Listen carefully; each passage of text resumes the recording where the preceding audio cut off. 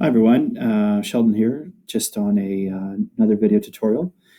This time we're kind of in the program, Adobe Photoshop Elements 2019, and we're looking at the toolbars. So as you can see, old toolbars and elements were just one big gray blur, and we could kind of move it around, etc. They've kind of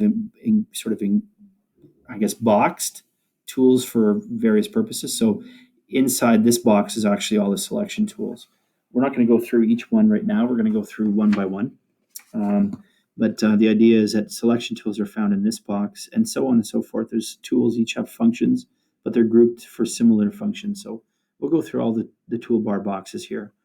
Again, I'm on expert mode, and the first step here is I want to open a file. So I'm going to open up an image file I can work with, which would be this eyeball perhaps. And once I'm in, I wanted to point out that as I move through these different tools in this area, I can see down here, if I take a look down here and move through, these options change for each tool.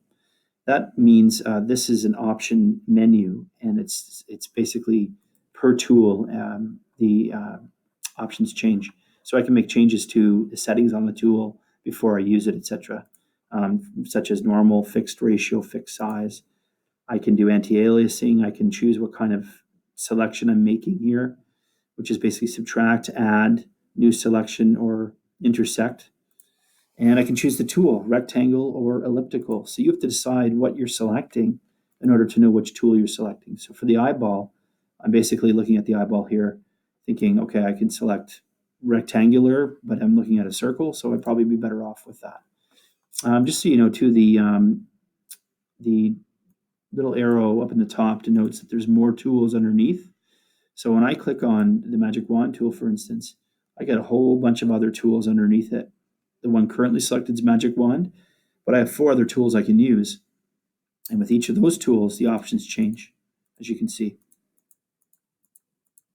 So we're starting with the top tool. We know that the little arrow in the top right corner means that there's a tool underneath.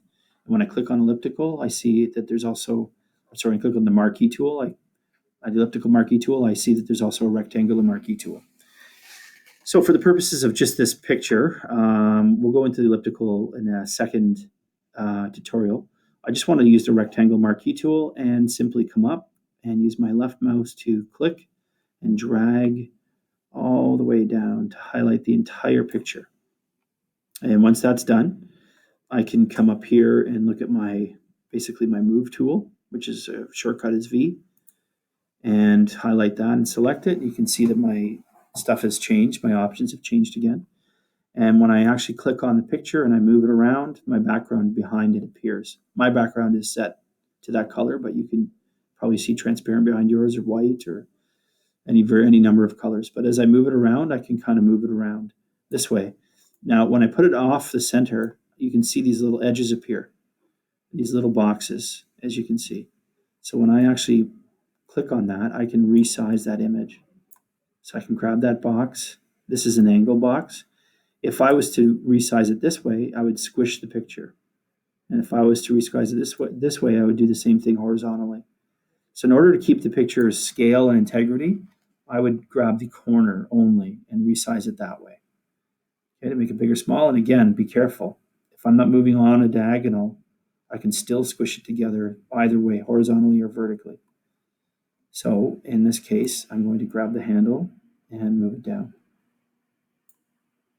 I'm going to move that up into its place in the corner, and I'm going to hit the green check mark. And now we have my eyeball in one corner with room for 3 other pictures. That is how you use the rectangle marquee tool.